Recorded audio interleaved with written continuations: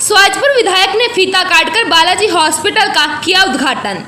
जी हां, शुक्रवार को नगर के बैरियर चौराहे पर स्थित बालाजी हॉस्पिटल का उद्घाटन स्वाजपुर विधायक माघवेंद्र प्रताप सिंह रानू के द्वारा फीता काटकर किया गया।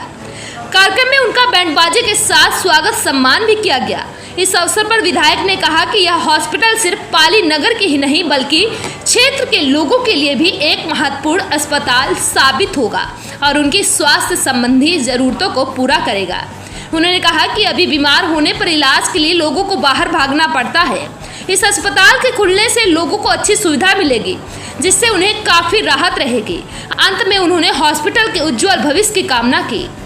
बालाजी हॉस्पिटल के संचालक निशा देवी ने बताया कि हॉस्पिटल में मरीजों को आधुनिक चिकित्सा सुविधाएं मिलेगी, जिससे उनका इलाज उचित तरीके से हो सकेगा। हॉस्पिटल में विशेषज्ञ डॉक्टरों की टीम भी उपलब्ध होगी, जो मरीजों की देखभाल करेंगे। इस मौके पर पाली से कुलदीप मिश्रा, श्याम मोहन मिश्रा, मंडल अध्यक्ष शिवम तिवारी, रंजन दीक्षित, हॉस्पिटल के संचालक श्रीमती निशा कुशवाहा के साथ क्षेत्र की तमाम जनता मौजूद रही। अब आइए आपको सुनवाते हैं क्या कुछ कहा क्षेत्रीय विधायक माघवेंद्र प्रताप सिंह रानू ने।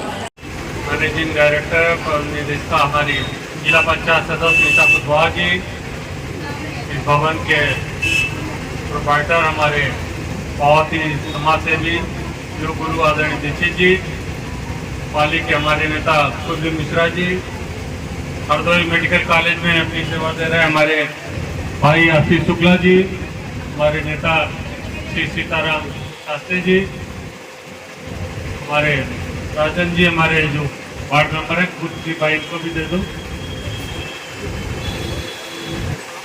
हमारे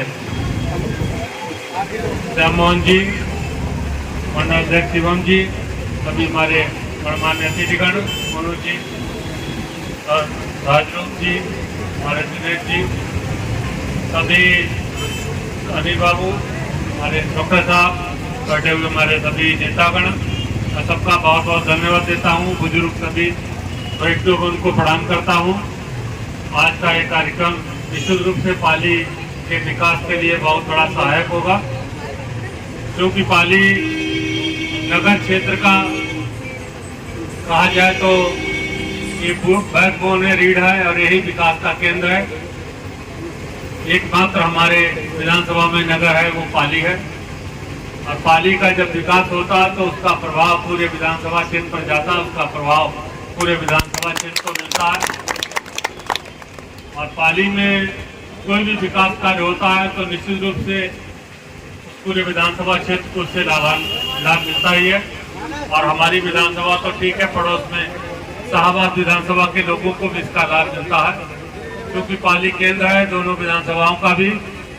और बहुत सारे यहाँ पर विकास के प्रयास हम लोग चला रहे हैं, पूरे भी हो रहे हैं, उसकी शुरुआत होनी है। लेकिन स्वास्थ्य सुविधाओं में सरकारी अस्पताल है, सीएससी है, उसको हम लोग लगे हैं सीएससी में बदलने के लिए। अभी वहाँ पर महिला डॉक्टर की बात की थी कुलदीप जी ने, मेरा प्रयास है क्योंकि यहाँ डॉक्टर पोस्ट कराई थी, अब वो एमडी करने के लिए ऊपर पोस्ट करने के लिए चली गई यहाँ से मेडिकल लीव लेकर के। तो फिर यहाँ पर अस्पताल खाली हो गया। बहुत जल्दी हम लोग लगे हैं कोई योग्य महिला डॉक्टर यहाँ मिल जाए तो यहाँ पर पोस्ट करा दें, जो महिलाओं की दिक्कत होती है वो इलाज यहाँ हो सके। लेकिन प्राइवेट क्षेत्र में कोई ऐसे अस्पताल यहाँ नहीं थे। आज निशा कुशवाहा जी ने संस्थान अपना खोला है। उनके बेटे दोनों बहुत ही मेहनती बच्चे हैं, लगातार हमारे विधानसभा चुनाव में उनकी गाड़ी हमसे आगे आगे दौड़ाते थे, माने तो दोनों अनुज। मैं इनका भी बहुत बहुत धन्यवाद देता हूँ। और जो डॉक्टर इन्होंने यहाँ पर नियुक्त किए हैं स्टाफ, उसको भी बहुत बहुत यहाँ का धन्यवाद देता हूँ कि उन्होंने यहाँ सेवा देने के लिए अपना समय निकाला है इस सुदूरवर्ती क्षेत्र में।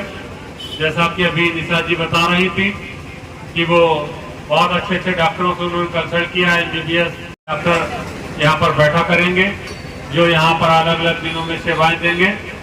तो इस अस्पताल के बन जाने से हमारे पूरे क्षेत्र को इसका लाभ मिलेगा, और पाली नगर को तो लाभ मिलना ही है क्योंकि नगर में केंद्र खुल रहा है। और मैं धन्यवाद दूंगा अपने दीक्षित जी को, जिन्होंने अपना संस्थान इसके लिए दिया है। ये इस समय इंटरनेशनल स्तर पर योग सिखाते हैं, कई देशों में योग सिखा रहे हैं, ध्यान सिखाते हैं। और अभी बात हो रही थी उससे, तो कहा मैं भी यहाँ पर योग और ध्यान का भी केंद्र खोलने जा रहा हूँ। तो जब अस्पताल के साथ साथ योग और ध्यान भी यहाँ केंद्र होगा तो बीमारियाँ अपने आप खत्म हो जाएंगी, क्षेत्र तो स्वस्थ हो जाएगा। इसके लिए मैं दोनों लोगों को बहुत शुभकामनाएं देता हूँ और इस अस्पताल के सुखद भविष्य की शुभकामनाएं देता हूँ। जैसा कि आप लोग देख रहे हैं, यहाँ इन्होंने दिया है कि 24 घंटे इमरजेंसी सेवा रहेगी, 24 घंटे एम्बुलेंस की सेवा यहाँ उपलब्ध रहेगी। अगर मरीज आपका क्रिटिकल है तो यहाँ से एम्बुलेंस मिलेगी, आप कहीं भी बड़े अस्पतालों में भी अपना मरीज ले जा सकते हैं। तो इस प्रकार सारी सुविधाएं इस छोटे केंद्र पर देने का प्रयास किया गया है। मैं बालाजी हॉस्पिटल के सभी सहयोगियों का, इनके प्रबंध निदेशक और परिवार के सभी सदस्यों, निशा जी और सभी साथियों का बहुत बहुत अभिनंदन वंदन करता हूं, जिन्होंने इस सुदूरवर्ती क्षेत्र में पाली टाउन एरिया में हॉस्पिटल खोलने का प्रयास किया है। इसके लिए आप सब बधाई के पात्र हैं। पुनः आपका बहुत बहुत आभार व्यक्त करते हुए और इस अस्पताल की अच्छे भविष्य की शुभकामनाएं देते अपनी बात समाप्त करता हूँ। बहुत बहुत धन्यवाद। सारे काम ले लेते हैं हमसे और बहुत अच्छे तरीके से उसका क्रियान्वयन करा लेते हैं। जैसा कि आप लोग देख रहे हैं, अपने यहाँ भयंकर बाढ़ आई थी और हमारी जो पाली शाहबाद रोड है, ये रोड टूट गई थी, बह गई थी। उसमें बहुत बड़े पुल की आवश्यकता, पुलिया नहीं, वहाँ पुल बनेगा और 3 घर का बड़ा पुल बनना है। उसका प्रस्ताव शासन भेजा जाए, जिससे अभी परसों मुख्यमंत्री जी ने ऑनलाइन मीटिंग ली थी और 2 से मैं भी बैठा था उस मीटिंग में। मैंने प्रस्ताव दिया है और ये प्रस्ताव शासन में 1 हफ्ते के अंदर पहुंच जाएगा और 15-20 दिन के अंदर इसका पैसा स्वीकृत हो जाएगा, भरोसा आपको देता हूं।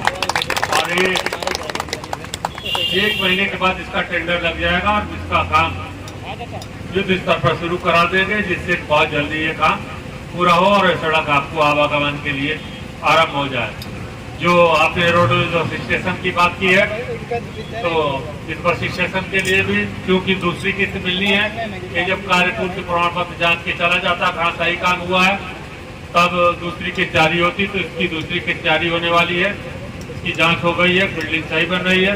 तो जैसे ही ये रिपोर्ट वहाँ पहुँच जाएगी शासन में, दूसरी किस्त जारी हो जाएगी और इसका भी काम शुरू हो जाएगा। बहुत जल्दी ये बसी स्टेशन बनेगा।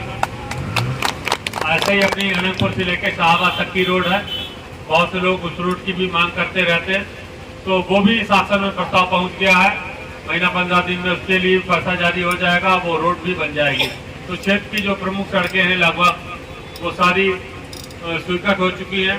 पावर हाउस, बिजली की समस्याएं भी हम लोग लेकर के चल रहे हैं, वो भी लगातार हल कराने का प्रयास कर रहे हैं। आज ही सुबह हमने बिजली विभाग के सभी अधिकारी, एक्सीएन और सभी अधिकारियों को बुलाया था, जो एनसीसी कंपनी काम कर रही गाँव केबल का, उनके अधिकारी बुलाए थे।